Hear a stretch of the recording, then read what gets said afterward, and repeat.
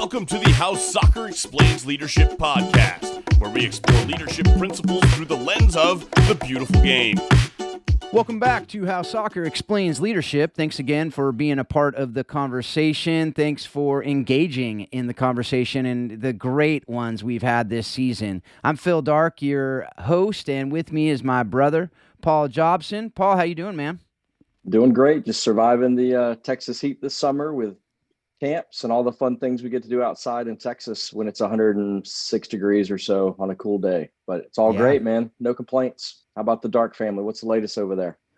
Well, you know, we similarly we got a little heat going on here. I got actually doing a wedding, officiating a wedding today, or actually tomorrow from when we're recording, and it's only supposed to be 104. But the good news is it's windy, and so it'll be 103. It only feels like 103, so it's going to be like a cool day out here. So Nice. I'm imagining they've told me to keep it short, and I said, well, you probably should have gotten somebody else if that's what you wanted. But I'm going to do my best. We'll see. But the way I look at it, they only get married once, so we got to make sure I'm not just rushing through the process. So, but Make it being worth your said, time. Yeah, exactly. Make it worth your That's time. what I'm thinking. Once you're saturated in sweat, what's the difference, right? That's Totally, what I figured. Totally. So you're saying if people are like passing out and fainting, it's probably not going to come from the words coming from your mouth necessarily, but the heat. It's very well maybe both. It'll probably be a mix of the two. Yeah, it'll be a mix of the two. Let's get that recorded. I'd like to see that. So yeah, I'm sure it'll be on video. It'll probably go viral for one reason or another. But today we got something much better than people passing out at weddings. We got Jonathan Van Horn. He's executive director of Pro Soccer. He also has a great book called Shift that basically talks about how athletes can transition to life after sport. And, Paul, I know that's something that you've had to do, I've had to do, your wife's had to do. And so this is something that I'm really looking forward to this conversation. But, it's basically, you've seemed to have done it pretty well, as we've talked about on the show many times in your retirement. You're drinking Mai Tais in your backyard, just hanging out, watching your kids playing in the pool, right? Is pretty much what's going on? Absolutely. Yeah. It's just all just a lot of rest. Gotta get myself up in the morning, and cruise through the day by the pool and then sleep at night. Yeah. That's what Easy I figured. Transition. That's pretty much what it's been. It's easy to raise 4 young boys in Texas. So very simple. Yeah. So with that, we're going to get to talking to Jonathan, because not everyone has it as easy as you, Paul. So we're going to talk through some of that stuff, some of the other things there. But we got Jonathan Van Horn with Athletes in Action, Executive Director, Pro Soccer. Jonathan, how you doing, man? I'm doing well. Grateful to be on the show today. Excited. Yeah, absolutely. Well, hey, bro, we always like to start all of the conversations with just our guests being able to share their story, just briefly share it. Most people listening probably don't know who you are. Some of your friends and family are probably listening because you've shared it with them. Right. But other than them, a lot of these people don't really know your story, and some of them may learn something new about you as you share a little bit. But just share that, how you developed your passion for soccer, for leadership, how you ended up working in leadership with Athletes in Action and helping athletes transition to life after sport. Absolutely. So I grew up in Michigan, a farming community that also had a university. Central Michigan University was the school there. And we were at a typical sort of Midwestern town where it was football, American football, basketball, baseball, track.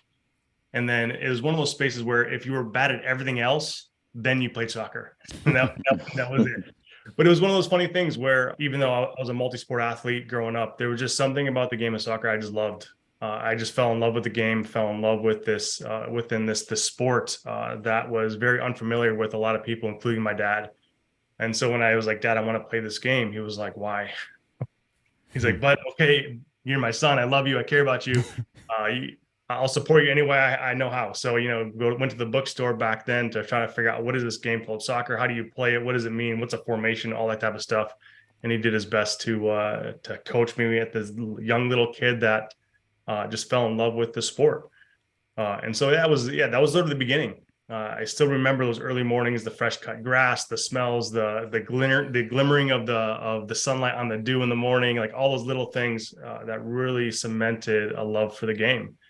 And that was really sort of put me on a trajectory to where I am today from a sports standpoint. And again, I just Can't always explain why or how or the reason behind it, but there was just something about the game of soccer that just gripped my heart. And again, even though everyone else around me was like, why are you doing that? You're better at these other sports, or should play basketball, or you should run track or play baseball. I was like, no, soccer has my heart, and I want to continue to pursue it.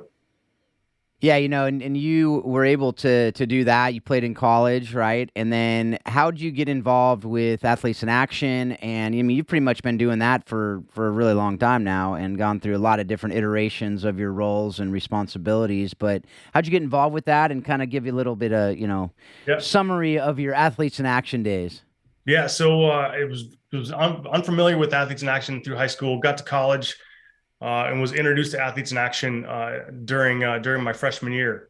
There was a Columbus Crew with Major League Soccer. It was just getting started in the late 90s, and I went to Ohio Wesleyan University, played there for 4 years, had a great career.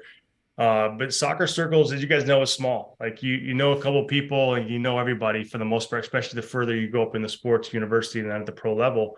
And there was this guy named Jim Schmidtke, and Jim was involved with the Columbus Crew, helping with the guys there as a chaplain with the club, as well as integration of faith in sport. And what does that look like? And being a person of faith myself, people around that knew both of us said, "Hey, you guys should meet." And so Jim and I connected my freshman year, and that was sort of began a relationship that's still spanned till today. We actually had a conversation this morning, just connecting and just catching up on life and how things are going with our families and that kind of stuff. So it was great. And so that's what I heard about Athletes in Action, and really wanted to begin to explore what would look like organizationally. So I had a great 4 years of playing, very successful career.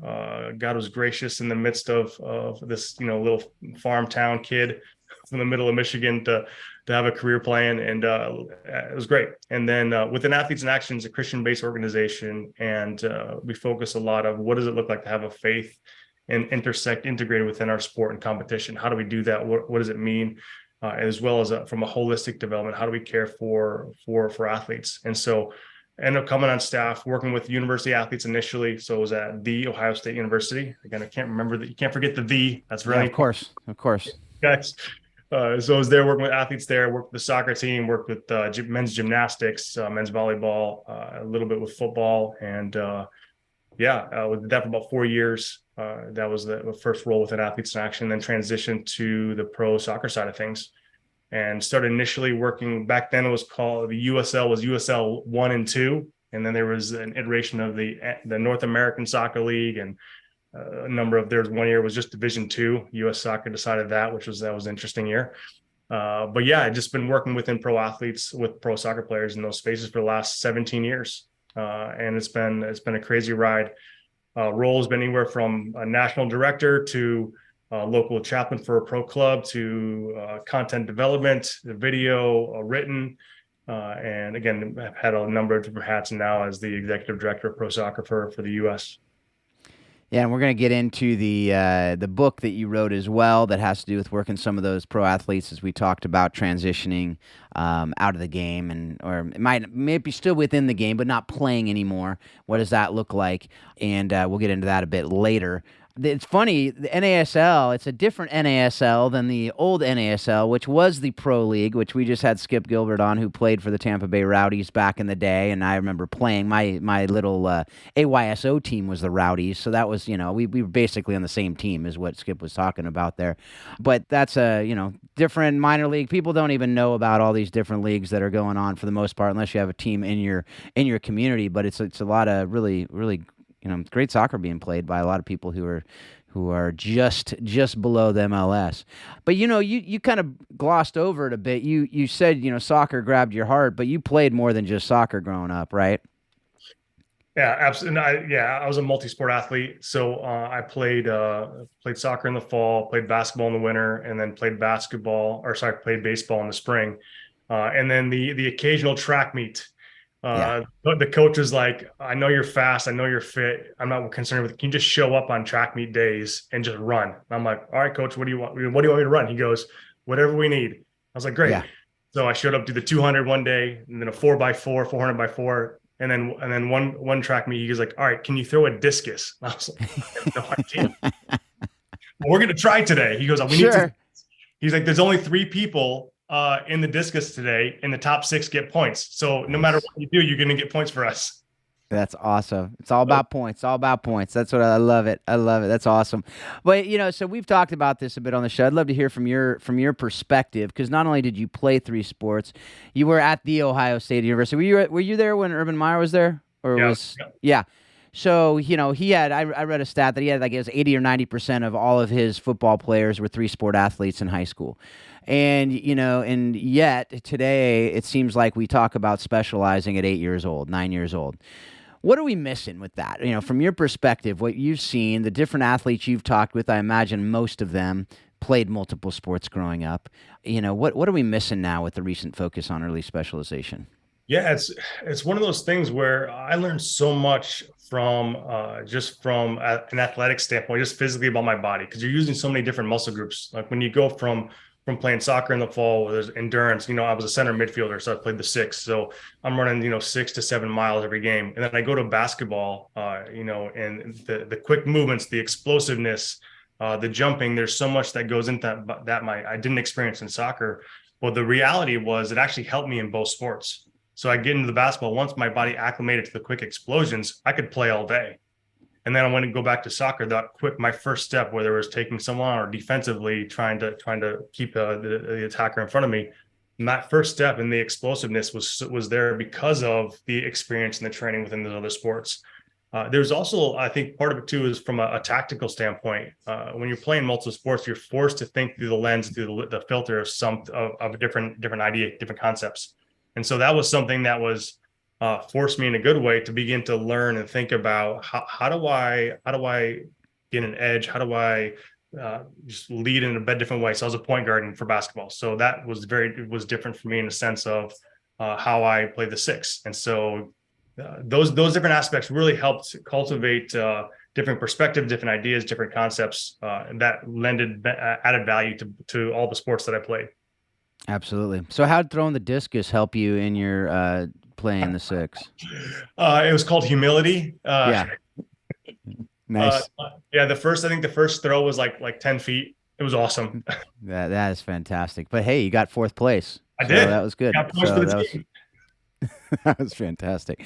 All right, Jonathan. Let's move on to we got a lot to cover today. So I want to move on to what would you say is your personal why, your life purpose, and how are you living that out every day? Yeah, for me is that I want to see people be who God has called them, created them to be at their best.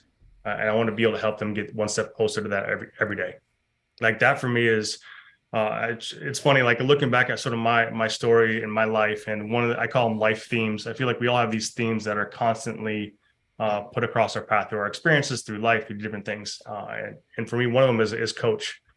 And I saw, in looking back and reflecting, I remember in 7th grade, gathering people to learn and to grow and to develop. When I was 16, I started my first soccer camp in Mount Pleasant, where I grew up. There was no soccer, there was no club team, there was nothing, and there was nothing available. So I created a soccer camp for kids and for other youth in the community. And that's something that I've seen throughout the totality of my lives is having an impact and helping people grow and become who they're called and created to be.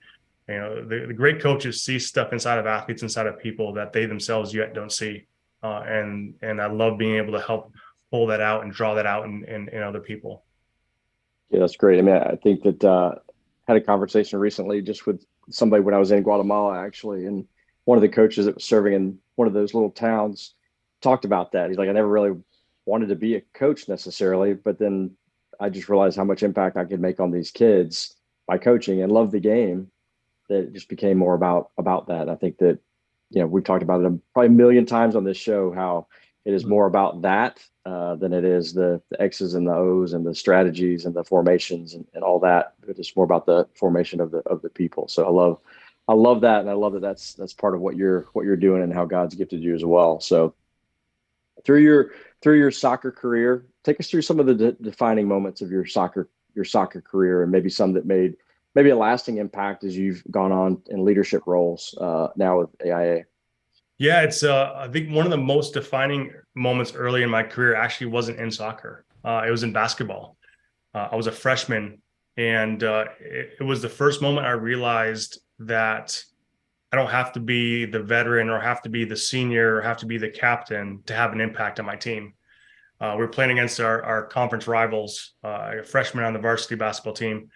And there's 2 seconds left to go in the game. We're down by 1, and the coach calls a timeout, sets up the play, and he goes, "Okay, Jonathan, you're going to take the last shot." And I froze in the timeout, like, "Wait, what?" And he was like, "Yeah." He goes, I want you to take the last shot." And so he drew up the play. Play worked perfectly. Got open 3, went to take the shot. I missed it. But what happened was about 2 weeks later, it happened again. And he said, "Okay, Jonathan, you're taking the shot again."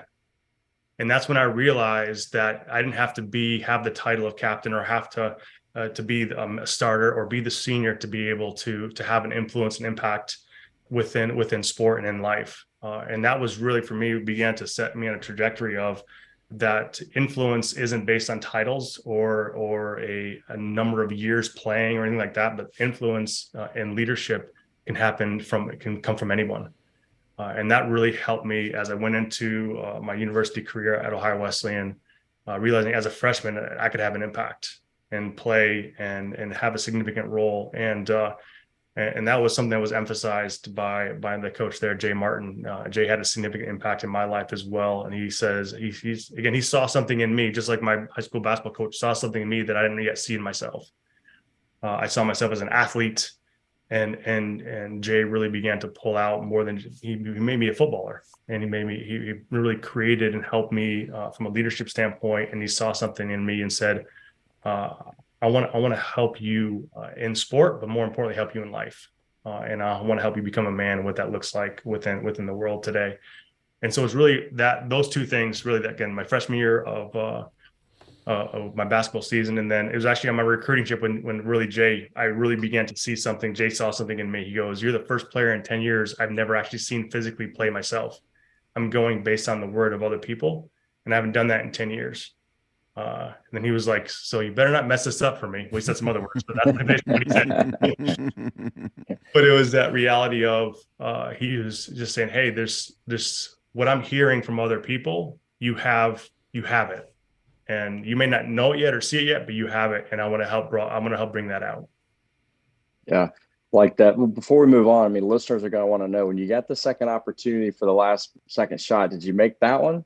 No, I actually missed that one as well. All right, that's an important detail there that we were going to leave out. You're going to leave it a cliffhanger for our listeners. They're going to want to know that. Okay. No, actually, I missed that one as well. My outside shot wasn't my forte by any stretch of the imagination. I was a slasher. And so garden slasher. And so, but for whatever reason, coach kept doing, for all 4 years, he kept giving me those opportunities. Eventually I got better, but those first few were a little rough.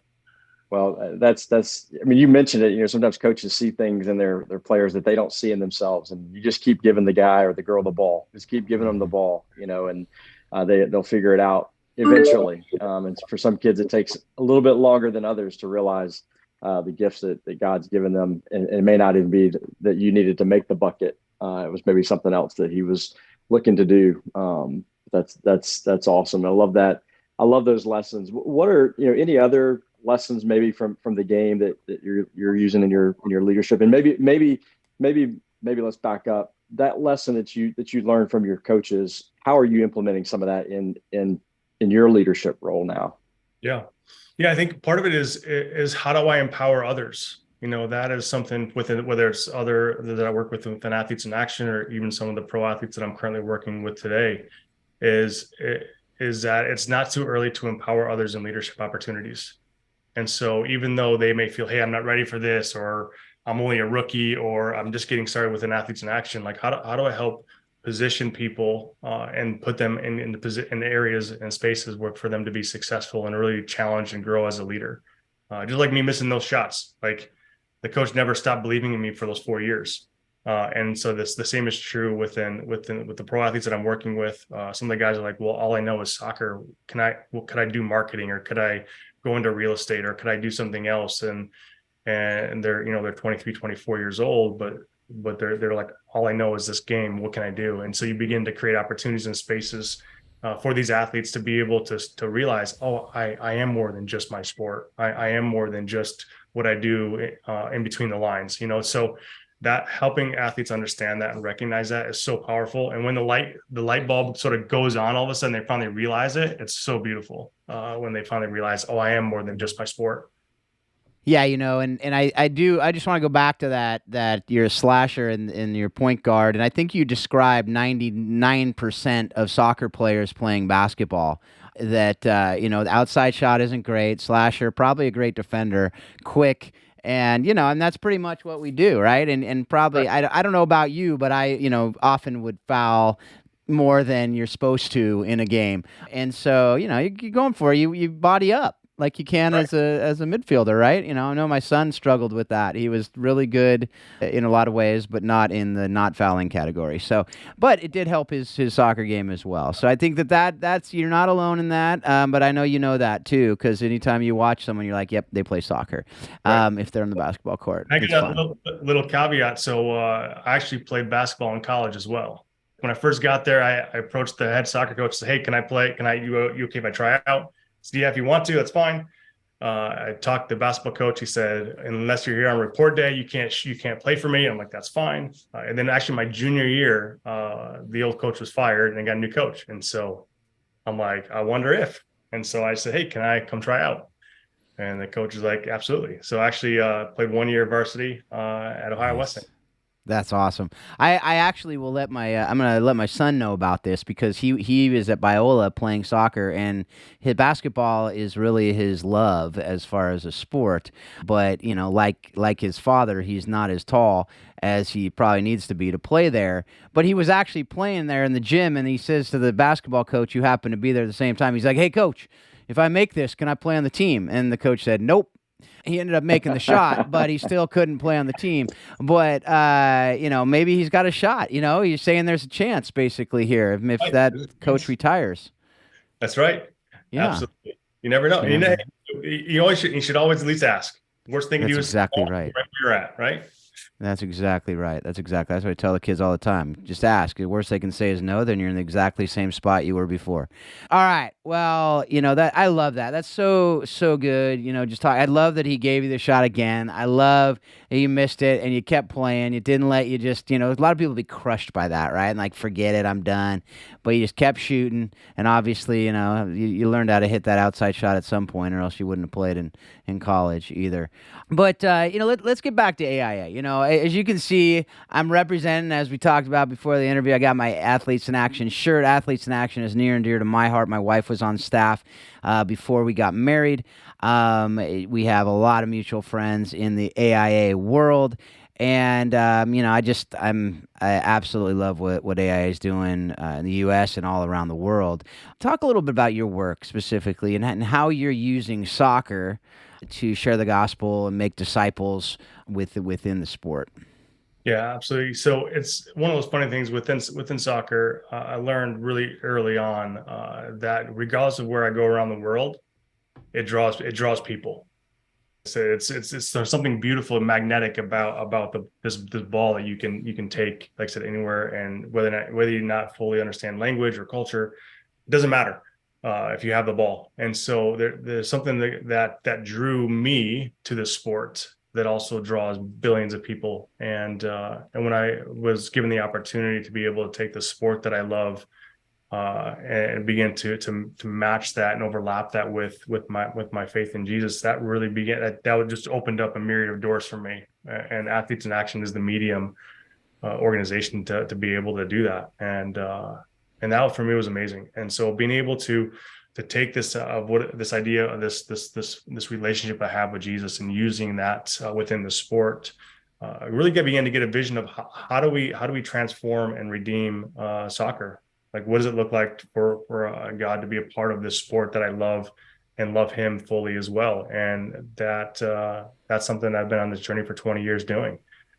So being able to travel all over the world and seeing how soccer and football has transformed, really bring community together, but also recognizing that the good news of Jesus, how that's also transforms not only present communities but also for all eternity. And being able to be able to match those two, marry those two, has been an amazing experience. And so still doing it within the pro world, was able to do it with university athletes, And then internationally, we've been traveled all over the world to be able to use this beautiful game to really begin to transform communities in the present, but again, most importantly, for all eternity, and telling them about Jesus.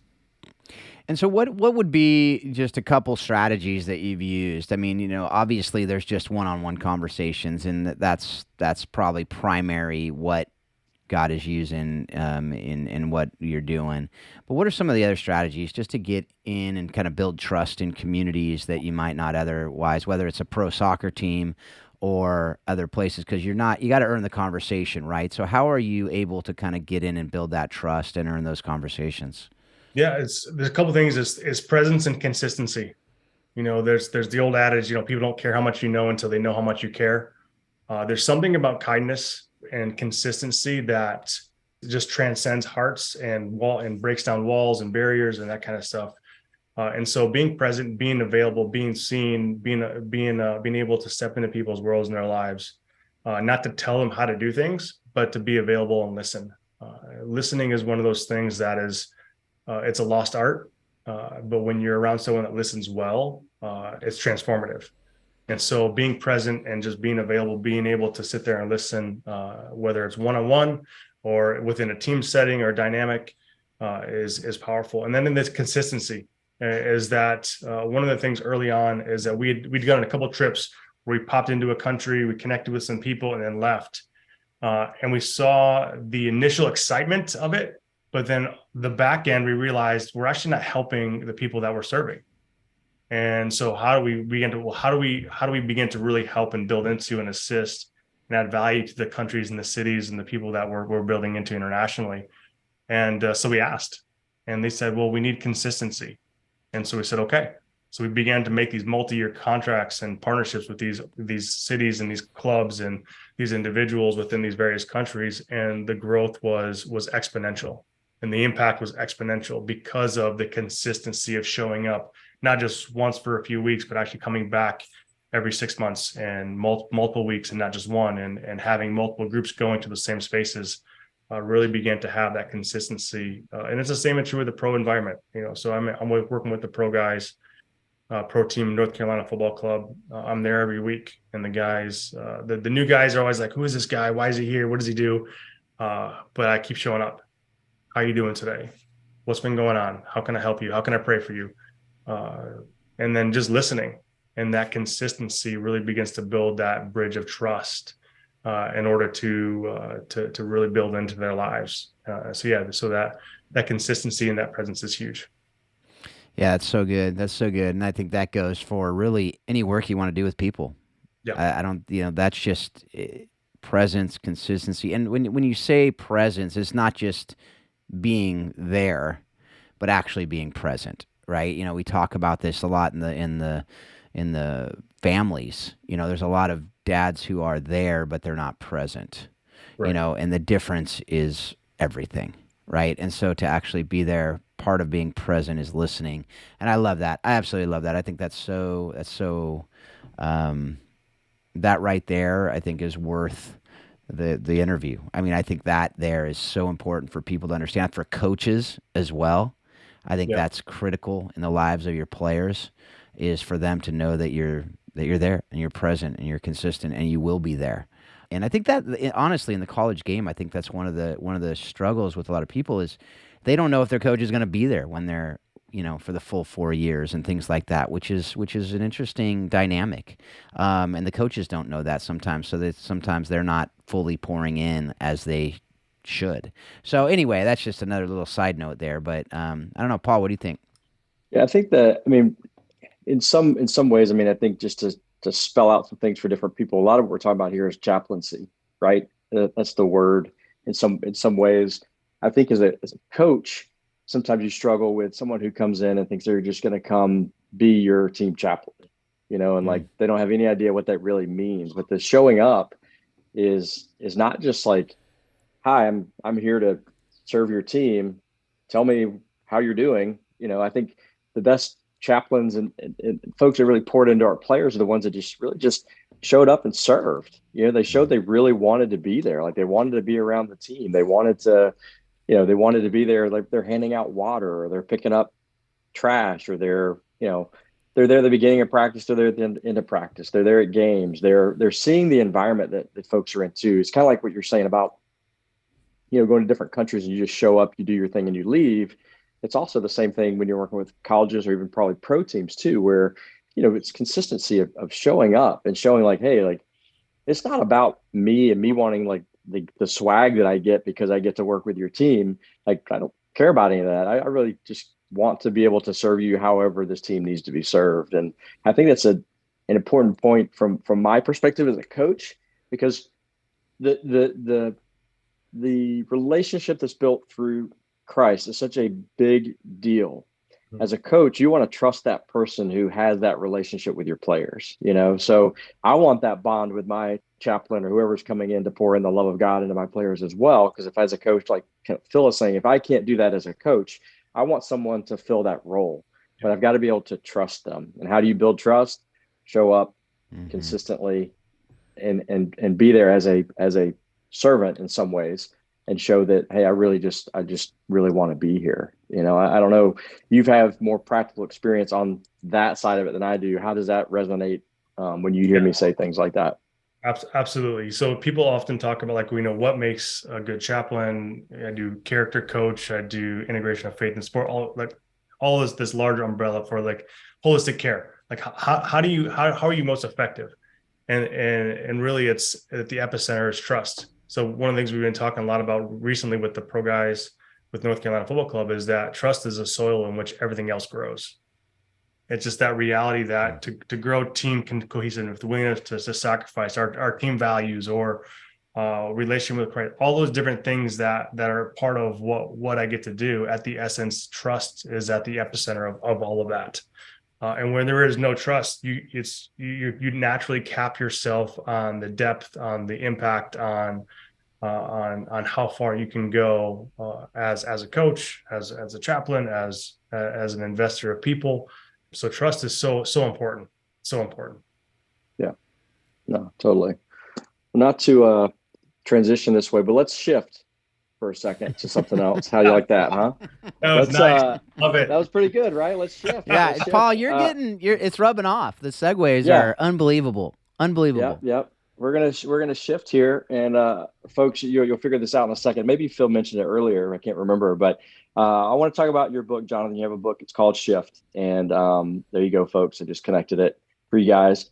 It really talk about Shift, your work with athletes, and the idea of helping them transition to life after elite athletics. It's something that's really big for me. Not because I was an elite athlete and I had the transition, but working even with college athletes, my wife having been a professional and seeing that world and just the identity that's around, an athlete and what that looks like to move on. And just love to hear about your book and tell us a little bit about why you wrote it. Like why did you choose that? I mean, I don't know if I'll ever write a book, and probably it's because I just don't know what I would write about. There's so many things that I would love to say.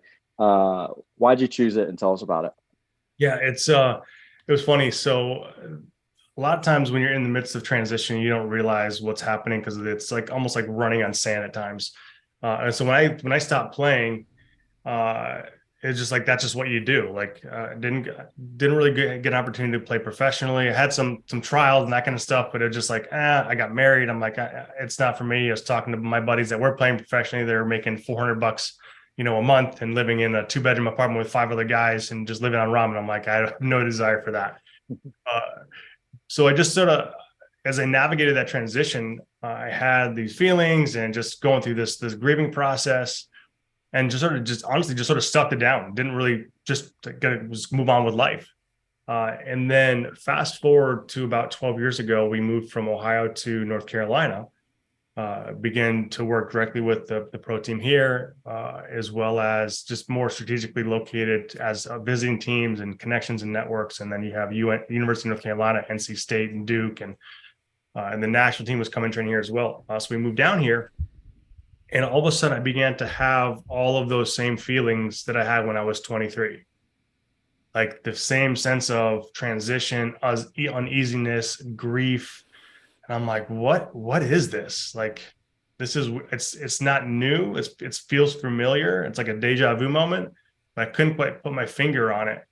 And I began to just grow from a self-awareness, began to really dive a little bit deeper into what was going on in my own heart. And I realized, I'm struggling and feeling this sense of loss, just like I'm losing my relationships back in Ohio. I'm losing friendships, moving away from family, all those, what was familiar. And all those same emotions and anxiety and wrestling that I was experiencing in this move, I was able to draw the line back to when I stopped playing. I love to play. I love the locker room, the environment, the trainings. I love that. I love the competing under the lights, all that stuff. And then all of a sudden it was gone, and at the end of one whistle, and that was it was heartbreaking. And so I began to tie those dots back to that. So that was my own personal journey that I was going through. And I'm like, well, maybe I'm the only one, right? In isolations, you begin to ask that maybe it's just me. And so when I started working with some of the athletes here locally, I'll be investing in them, mentoring in them. And then, the business world of the sport can be a bit fickle. And so a guy's released, he's cut, or he's traded or sent on loan. Oftentimes the club brings in a new player, and that old player is forgotten. But because of relationships, because wanting to invest in these men, I was able to maintain relationships with them as they moved on to other clubs or retired. And as I saw these transitions occurring, I began to see the words that they were using were similar to what I experienced.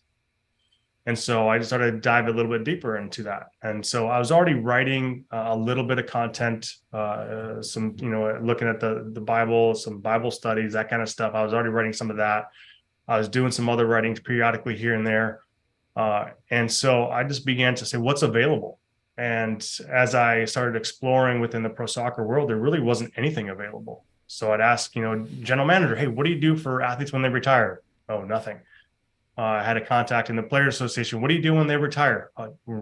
Nothing really. We maybe offer an internship, but it wasn't well known. There really wasn't any process out there available for athletes. And then so within Athletes in Action, we're also working within the NFL and NBA and Major League Baseball, some of these other spaces. So I started asking those guys, like, well, what's available for athletes from a content standpoint to help them? And the answer kept coming back and was really nothing. If you wanted something to pursue it, you could find something, but there wasn't this broad strokes. And so there was a need. There was a significant gap for athletes in this space. And so I started writing some content, some ideas, working with some athletes in this as they were transitioning. I had a couple guys that were forced to retire due to injury.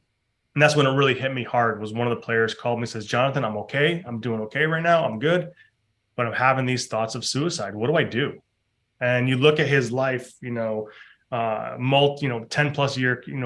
career, had won an MLS championship, first round draft pick, checked all the boxes, right? Like you would think, married, loved Jesus, had kids, all these things. So like I said, checked all the boxes on the outside looking in, and he's having these thoughts. And so that's when it began I was like, okay, this is much bigger than just this small circle, myself and the small circle of people. This is broad. And so I began to be more intentional with creating content for this. And as I was doing that, I got connected with more athletes because they would, athletes talk like, hey, Jonathan's helping in this space, go talk to him. And I got to a point where I didn't have the time and the capacity to continue to meet with more and more athletes. So I go, what do I do then? And so that's when I was like, let's write. So combination of writing, and then I also created a video course, an online course for athletes to go through that comes with the notebook and this 7 videos, 12 to 15 minutes each video on the 5 steps of shift.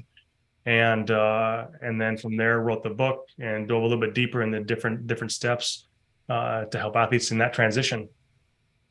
Yeah, what a huge impact I know you're making on just so many different people. I love that. You mentioned the five steps. Take us through just maybe one or two of those steps to give us an idea what that looks like. Yeah, the first one is start now, and it's the S in shift. It's an acronym, and that is really at the heart level of who we are as humans. So it's this reality of identity, who we are and whose we are, and that is really begin to answering those two questions, like who am I, and at the essence, the anchor of who we are has to be cemented in something that can be taken away. And so sport can be taken away. A job can be taken away. There's other things, contracts, multimedia, sponsorships, those all can be taken away. So if the essence in this, what's at the center, the epicenter of who we are and our identity is something that can be taken away, we will always go through a significant grieving and sense of loss, is this despair space. And so for me, when I realized that my faith in Jesus is something that can never be taken away. And there's other aspects of who I am. I'm a footballer, I'm a dad, I'm a husband, I'm a friend, I'm a son, there's different aspects of me. But at the epicenter of who I am is my faith in Jesus. And so when I realized that when that can't be taken away, it gives me confidence in every other aspect of my life, even when things are taken away. So I can no longer perform and play and compete as an athlete like I used to. So that's a part of the grieving process. But and I grieve that loss. But the reality is that doesn't define me at the essence of who I am. And then the other question is, whose am I? It's the idea of worship. We all worship as humans. We worship something or someone. And so the question is what is it? And if I worship a sport, the reality is we all know the sport is fickle. It's going to turn its back on us at some point in time. And so the question is that whose am I, and who am I giving my allegiance to? And again, that is something that it can't be changed. And the Bible talked about Jesus is the same yesterday, today, and forever. And so his character, who he is, his words, his promises don't change. And so as a result of that, my worship of him is constant, and that's really an anchor for me. The second part of that start now is our experiences. Like I said, nothing is wasted. Our story is not wasted. And so our stories really begin to shape who we are. I often talk about the reality that we live our present through the filter of our past. And so when we experience the present moment, we're living and experiencing that through what we've experienced historically. And so we need to know our stories. And so there's an intentionality of remembering what I've experienced in my life. So our stories, what has shaped us. So who've been like the heroes, what have been the heartaches, the hurts, what's been some of the hopes that I had growing up, all these different things to really begin to explore and really growing in that self-awareness. And and then that experience, there's our experience in life allows us to really, it's transferable, whether it's in sport or in life and relationships across the table. So it's helping bridge the gaps between what we learned and experience in sport and putting it into other aspects or other facets of our lives. And then it's our heart, again, looking at what it drives us, or the more motivation we talked about earlier on is our why, like why we do what we do. Really begin to tap into that. And then the third step is imagine the future. And that's really begin to have an image of what next could look like. Stephen Covey talks a lot about thinking with the end in mind. And so we take a bit of a revisiting of what that looks like and begin to imagine what future could be. And it could be a year from now, 6 months from now, or it could be 10 years from now, depending on where you're at in your playing career. I'm a firm believer that with the athletes that I work with, is getting, the earlier they start and begin, the better they will be in the long run. And so even though if you're 18, first year pro, like let's begin to think about and plan and leverage your space you're in now for what's to come. That's so good. I mean, I think I don't want to fly by all of that. I just encourage folks to go grab the book for sure. But I think just going back to that first step, you talking about the experiences that they had and how important that is for the future. Because how many players are done? Like, was this all for nothing? Like, like, what do I do now? Like, everything I've done up to this point, is that just like for nothing? And I think that like really tapping into that of like, that's made you kind of who you are, but whose are you, right? And how do you carry that forward into the next phase that God has prepared for you? And I just love that. I didn't want to gloss over that because I just found that so important, because I know even in my own career, I've heard so many people say, what do I do now? Like, even when I stepped out of coaching, folks are like, well, what are you going to do? Like what other skills do you have? I'm like, well, I don't know. I guess I'll just figure it out. I've just been a coach for 20 years. There are no other skills involved in coaching. There's no other skills in playing soccer or any sport, which is an absolute lie, right? So we got to get folks out of that lie. You tap into it just a little bit, the earlier you can kind of start with some of these things. What are some things that coaches and maybe even parents can do? What are some things they can do to incorporate some of these principles into whether they're coaching or just relationships that they have that can kind of help through this process? Because I think like you've kind of said it, like the earlier you can start with this, the better it is on the end goal. And I know we talk a lot about identity, even with kids, when we work with kids. What is their identity caught up in? But what are some practical applications that we can use as parents and coaches to help kids start to navigate this before they hit that pylon at the end of the road? That's good. Yeah, it's I think one of the things that is significant is champion these athletes, these men and women to fail early and fail often. There's something with that when you're experiencing new things, it's okay to fail and struggle at things. And that's how you learn new ideas, whether it's in sport, like I said, learning a step over for the first time, or a different move, or a tactical, whatever it may be. But I think there's also reality in life is that it's okay to try stuff. So one of the things that I remember we're talking with a friend of mine about, he called them externships. I'm like, what's that? He goes, it's stepping in for like 2 days and just shadowing someone in a business environment or a marketing environment, or in a classroom as a teacher, just for a few days. And so it's instead of this internship is a longer term, the externship is just like I said, 2 days to a week at the most. And just allowing you to have an experience, and it's simply to see if this is something that may interest you or not. And so you could do something, like I said, step into a marketing firm and go, wow, I really hate this. I don't want to do this. Okay, great. Well, now you know. Or it could be something you step into an environment where you're like, this is really interesting. I like graphic design. I may want to explore more what this could look like.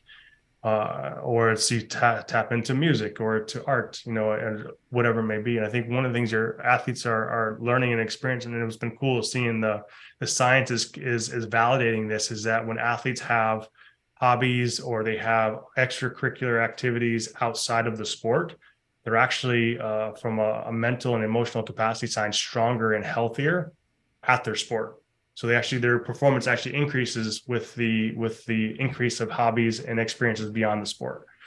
And so there's something to that, because it allows our brains to rest. And I don't know all the science of it, but it gives our brains the opportunity to rest in the sport space, because we're thinking about something different. So thinking more creative or art or music or something else. And as a result of that, actually increases our performance. And so the earlier athletes can begin to step into some of those spaces and just risk and try new things, it's going to not only help them understand what they may want to pursue when they're done playing, but also it's actually going to help them on the field as well as they compete. Yeah, I love that. And I mean, I want to say it again. You just said it, but fail early, fail often. I think we become a society that's very protective of what people think of us, and to fail is just, it's not okay. And I think for our children to fail is sometimes a blow to our ego as well as parents. But I want people to hear that. I just think it's such a positive thing for all of us, not just kids, but especially kids when they have the opportunity to fail in a safe environment, right? Yep. When kids get to college and it's the first time they've ever been told by a coach, like, hey, I don't think you're good enough, or we've got to do this better, or the really big challenge for the first time. It's a blow, right? It's kind of what you're talking about here. So failing in those safe environments is the best place for these folks to do that. I didn't want to bypass that. I just see that so often just in our society. We just want everybody to think everything is great, and we want to protect our children so much that we don't allow them to fail in a safe environment where we can pick them back up and carry them and help them learn the lesson and move forward. So then they can start learning lessons on their own, so that when they're out of the house, then they fail like, okay, it's okay. I failed before and I'll be okay. So Phil, I'd love to hear kind of your perspective on that too. I think we've talked about it once before, maybe. Yeah, I love all this. I mean, just so good. I love the who are you and whose are you. Those are questions I ask people often. As you said, you're worshiping someone or something. And, I think it goes both questions. I mean, who are you worshiping should we go back to that question, who are you? What is something that's grounded in that doesn't change? And, we talked with Graham Daniels. I don't know if you're familiar with Graham or Graham, Jonathan, but he's an amazing man who's been through a ton, but he runs Christians in Sport, and we interviewed him a few episodes ago, and he talked about achieved identity versus received identity, which is a similar idea, right? That idea that if you have an achieved identity, it will fail you, and it will be something that when you fail early, fail often, and you're not grounded in that, it can be crushing. Yes. But when you have that received identity, it's something that okay, well, this is something I can learn from, right? And that to understand the best things, as we talk about in life, come on just the other side of comfortable. If you're too far out from comfortable, you'll just bail. You'll say, forget it. But just on the other side of comfortable, that's when the really good stuff happens. But if you're there, you're going to be failing. right? If, as we say, if you're not failing, you're not trying hard enough. My daughter said this to me yesterday. She says, yeah, in shooting drills, she's a striker. She's got a great shot with both feet. But she says in shooting drills, I think too much. And I'm just like, she's overthinking. And I was like, how do you get them to just, and I go, you got to just not care. At some point, you just got to try and try and try, not care when you miss. You just got to keep going. You got to keep shooting, taking the next shot. And then maybe not care is not the right word, but to not let it bother you, right? Because that's not who you are. Just because, when you have a bad shot, you're not a bad shooter, right? Those are identity statements. I'm a bad shooter. No, that's an identity statement. You had a bad shot. You're having a bad shooting day. Those are two very different things. And to know that is critical. And I don't know, any thoughts on that? Yeah, Paul, something you mentioned earlier too, as when you asked about a coach, I think coaches have the power to create those safe environments. And, I think part of it is it's changing the narrative of how we view failure. So culturally, failure is a bad thing. It's labeled bad. What if we switch the narrative and said, actually, failure is good? Because it's what you just said, Phil. It's like you're pushing the envelope. So the more you fail in those just beyond comfort, actually, the better you're becoming. And in the progression of as a human, in the totality of our lives, we're always have the opportunity to grow and get better. But the only way to do that is to fail. Yeah. So there's I think one of the things I love this statement. I can't remember who said it initially, where I heard it from, but it said, he or she that fails the most wins. And I was like, oh, that's interesting. And at first I was like, that's stupid. That's dumb. Like, no.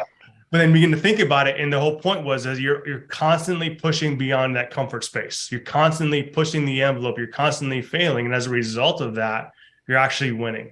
Because you're progressing, you're developing more and more, whether it's in sport, in life, in your relationships, in your vocation, whatever it may be, you're constantly pushing the envelope. So you're allowing yourself to grow and develop. So it's changing the narrative of how we view failure. So failure is actually a good thing. It's not a bad thing. And so that is significant. But as a coach, we have the opportunity to create the environment for that narrative. Yeah, I think there's so much goodness there. And I do. Like you said, Paul, I encourage folks, go grab that book. Also, Jonathan has a podcast that, as he says, on pause right now, but go check it out. There's like 20 something episodes of that. Really, really good stuff that he goes through talking with athletes who are transitioning to life after sport, and some of those conversations, just there's a lot of rich, great stuff there. So go check those things out. But we talked about coaches, and coaches having tremendous power, coaches having tremendous impact and influence over us and over our kids, and so many of us have kids who are playing for coaches. And so as we talk to coaches, there's things we can learn from other great coaches. So who was one of the best coaches, or maybe a couple that come to your mind that you played for they were set apart from the rest as far as just great leaders? What about them stuck out, and what'd you learn from him or her that you're using today? Yeah, great question. I mentioned earlier, like I said, my basketball coach is Coach Kaiser, called him Coach K. He was the first one that I really began to see the impact that a coach can have in someone's life, because of the impact he had in my life, of what he saw in me. And like I said, I didn't think highly of myself, but he saw something in me that was amazing. That's like, oh, I see something in you, and I believe in you, and I want to champion you. And so that was having that was huge for me. And then the next coach I had in college was Jay Martin. And Jay was, you looking back at some of the things that we did visualization and goal setting back in the 90s. And that wasn't like now that's common to do some of these practices, but we were doing things that were at the time was sort of cutting edge. And one of the things I learned from Jay is that he was a consummate learner. He was always reading something. He was always looking what's new, what's available, what's being challenged, what's something that we can have as our bedrock or foundation to build upon. What are different things that we can continue to find an edge from a holistic standpoint of the athletes that were part of the program. And I remember that early on my freshman year, we had the beep test, and I was finalizing my class schedules, came preseason before school started, and I had to change one of my classes. So I'm like, hey Jay, I gotta change my class, so I gotta go wait in line. He goes, I might be a little late to practice. He was like, no problem. So I ended up missing the beep test. I was like, yes, I missed the beep test. I have to do it.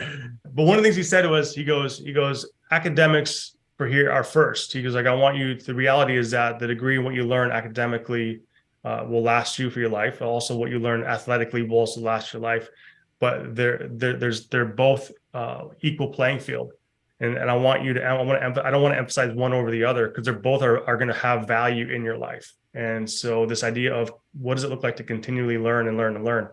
The unfortunate thing was the next day I showed up at practice for the first, from the morning session. He goes, "All right, Van Horn, beep test, the cones are set up for you." And I was like, ah. But it was that reality that he showed me in that moment of the importance of continuing to learn, never be above the people in the room, the books, the people that has already been written. You'll never fully arrive, and you always have an opportunity to grow and to learn and develop in some capacity. And so be intentional to be that learner in the room. Be curious. I love the stories of everybody's experiences from their story of how the game impacted them to the impact that coaches have had on players' lives. I think we can all relate. All have different stories, somewhat similar but different. And I love that, and I love how people are part of our stories, and how we can reference coaches and things that they've done and how they've impacted us in different ways, and just hopefully an encouragement to our coaches that listen to this or watch this, that sometimes you may not know it, but you're making an impact. It's either a good impact or a bad impact, but I hope most of us are making a positive impact on our players. So I appreciate you sharing that. As we kind of move along a little bit, I want to talk about the game itself. And you've been involved in the game for a long time. You've played it up to the college level. You've been around professionals. You've seen the game in other countries. I'd say you're pretty familiar with the game and its ins and outs. And I'd just love to hear kind of your perspective on where the game is right now in the United States. Maybe some things you think are going well for us as a country, whether it's youth or professional, whatever you want to kind of address. And maybe some things you think maybe we could do a little bit better. I'd love to hear your perspective on those things. Yeah, I think when you think about some of the movement toward, especially the small-sided and the game and environments, that was something that I missed out on when I was younger. And seeing the emphasis of that, like the small sides, the rondos, like that was something we just didn't do. And so that was something I missed out from a technical standpoint in those early years. And it's so important to get touches on the ball. And that was something that's like, go out and juggle. So I would do that. But there's something about, like I said, playing a little 5v2 or something like that, or the 4v4s and 4v4 plus ones, and being in some of those environments now with the youth is so important, just to get some game-esque experiences plus the technical side of things. Again, and realizing that was a deficiency that I had throughout the totality of my career. That was always the biggest critique. "Jonathan, you're not technical enough. You have the athleticism, you have the height, you have the speed, you have all the different things, but you have the IQ, you're just not technical enough." And reflecting back on my growing up, was first 5-6 years of playing, that was one of the biggest things. And that continue to emphasize that. And then as I go overseas internationally, that's happening all of the time. There's always, whether it's in the street or on the training ground, like you're always seeing this 3v3, 2v2, 4v4 in type of environments from a technical standpoint. And you're seeing these kids learning the game. Something too that's like that I've just really valued is the opportunity we get to see games all the time. Mm-hmm. Monday night, 11:30 p.m. That was the EPL game of the week for me. I was able to watch the one game, and I would sneak downstairs when I was 14 and turn on the TV when everyone else was sleeping, and I'd watch the EPL game. And now it's everywhere. And so for me as a basketball player, what allowed me to be so successful was able to watch it. And so seeing that. So listen, I think some of the positives moving forward, I think some of the things that, again, we hinted on earlier as far as the specialization. I think there's just something about being able to play multiple sports and being able to have those experiences, perspectives that's needed and need to be emphasized. I don't know how many parents I've talked with have 8-year-old sons and daughters, and they're like, "Oh yeah, we're traveling to Orlando, and we're going to Atlanta, we're going to Vegas for tournaments." And I'm like, "Your kid's 8. Like what? Like why?"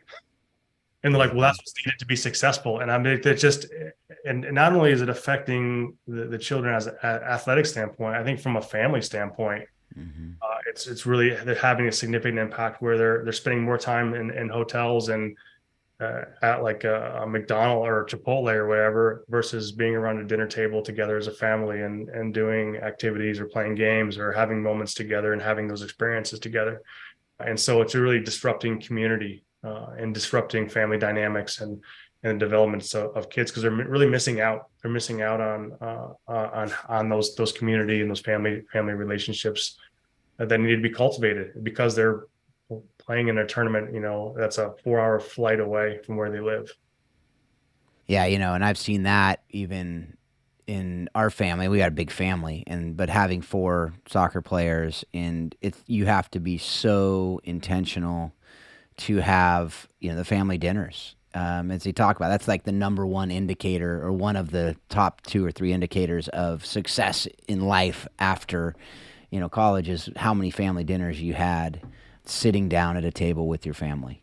And so that's something that we have to be so very intentional, not even just because of the travel, but also just the practice schedules and the craziness of the year round, no seasons of anything anymore. And I love, my son played Little League this year, and he's 12, and he also plays soccer, but to have a season, it was refreshing. It was, we started in March and we ended in early June. It was like, this was incredible. I was like, that's what we used to do. Trying to explain that to the kids. This is what it used to be like. And then we'd start soccer sometime in July, and that's the way it was. And I think that's something that we've talked a lot about that on the show, and I don't think you're definitely not alone in that concern. But I think you brought up something that is near and dear to my heart, and the work that I do with vulnerable children and families around the world is the impact on families and the breakdown of families. I don't think it's any coincidence that families are breaking down at a greater clip in the last few decades, when youth sports have taken this massive toll on families, because not only are the kids going different directions, but the parents are going different directions because the kids are going different directions, right? And so that's something that we just really need to, I think, put more focus on, and be able to encourage people to say, hey, what's more important here?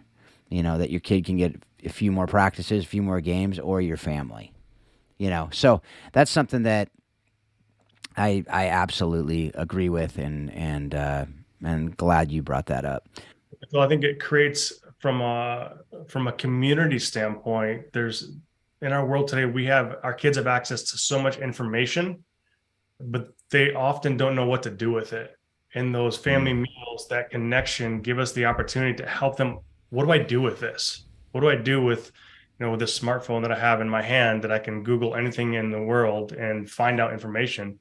But I don't know how to navigate with the information that I actually have. And those dinners and those meals together create opportunity from a community, from a family standpoint, to learn how to be human, how to grow, and what it means to do, what you do with all this information. Yeah. And again, a lot of that's being lost because now they're on the roads with their buddies and their teammates and coaches, and they're asking questions that historically have been answered by parents that are no longer being answered, and they're just left to figure it out on their own.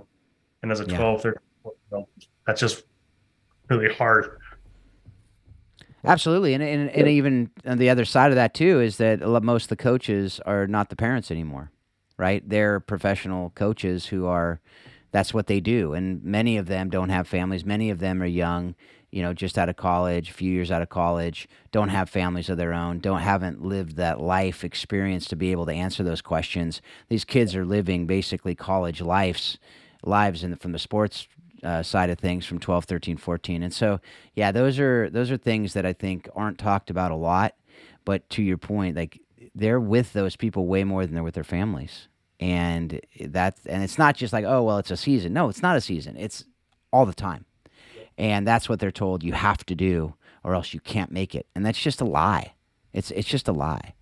So that's something, yeah. Hopefully, we talked with Skip Gilbert, who's the USYS CEO, and talking through these similar things on, okay, what can we do about it? What does it look like? And that's the question that I think we all see the issues now.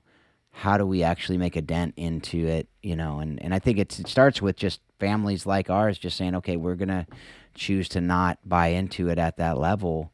And what does that look like? And kind of go further. Because the reality is most of these kids choose not to play at some point. Right. That's right. They're either burning out or they're just not their love.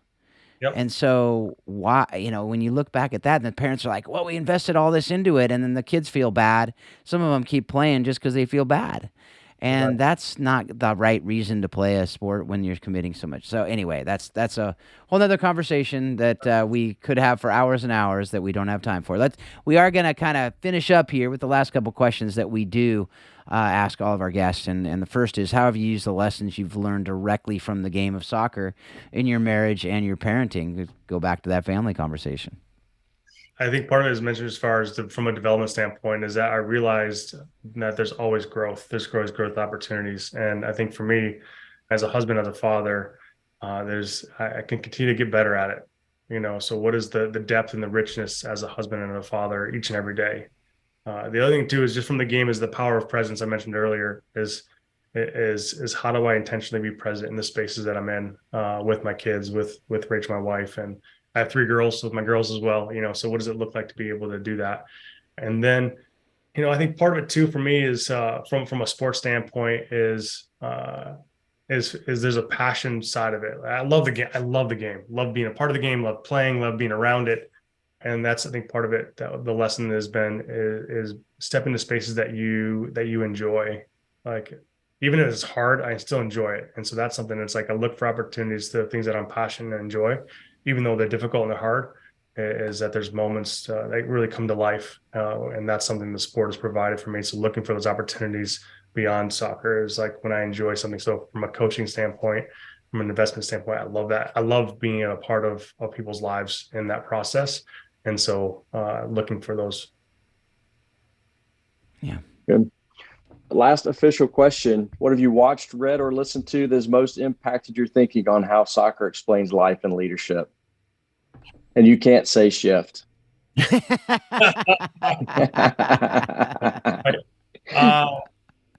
would say probably the most significant collectively has been the Bible. There's a lot of the principles. One of the things more recently I've been talking about the power of conflict. People often see conflict as a negative thing. For me, conflict is actually a positive thing because it forces us to understand, why am I feeling this way? If I'm angry about something else that happens, why am I feeling this way? So it's something inside of me, owning my emotions, but it's also forcing me to put myself in the shoes of someone else and seeing life and the environment and the situation through their perspective. And being able to learn from that. And so there's a passage in the Gospel of Matthew 18 on how to navigate conflict. And it's going directly to that person and working through the differences, but also recognizing that you may not be able to come to a difference. You may not be able to come to a conclusion. And then the next progression is bring 1 or 2 other trusted people. So from a team environment, it's a captain, or maybe there's a leadership team within a leadership council within that team. It's help bringing those people in to navigate and solve the conflict. But it forces us to become better people, better humans, growing and developing. And so that's something that's been significant for me. I would say, I think that's probably the biggest one for me. As of late, I've been listening to a lot more podcasts. So there's an individual on LA. His name's Erwin McManus. He's someone I've been listening to a lot.